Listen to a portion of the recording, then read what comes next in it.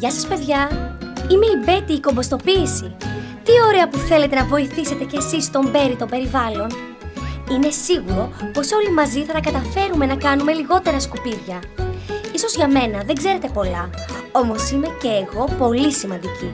Στο δικό μου κάδο βάζουμε φλούδες από φρούτα και λαχανικά, αλλά και φύλλα, ξερά κλαδιά, πριονίδι, στάχτη και πολλά ακόμη υλικά. Είναι κρίμα να τα πετάμε στα σκουπίδια αφού μπορούν να χρησιμοποιηθούν για να φτιάξουμε λίπασμα, δηλαδή θρεπτική τροφή για τα φυτά μας. Γι' αυτό θέλω να θυμάστε, τίποτα δεν πετάμε χωρίς λόγο και πάντα θυμόμαστε ότι τα σκουπίδια μπορούν να ξαναγίνουν χρήσιμα. Σας παρακαλώ να το μάθετε και στους μεγαλύτερους. Πόσο θα σας ευγνωμονεί ο Μπέρι το περιβάλλον, θα γλιτώσει από τόσα σκουπίδια. Να είμαι πάλι εγώ. Οι φίλες μου σας εξήγησαν τι πρέπει να κάνετε για να παραμείνω όμορφος και καθαρός. Είμαι τόσο χαρούμενος που έχω τη βοήθειά σας. Αν δεν μειώσουμε τα σκουπίδια, οι πόλεις μας θα γίνουν ανυπόφορες.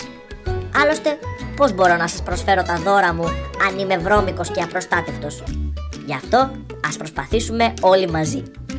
Λιγότερα σκουπίδια, ανακύκλωση και κομποστοποίηση για να ζήσουμε σε ένα όμορφο και καθαρό περιβάλλον.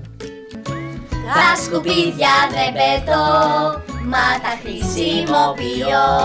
Και μας νοιάζει όλους πολύ να είναι η γη μας καθαρή.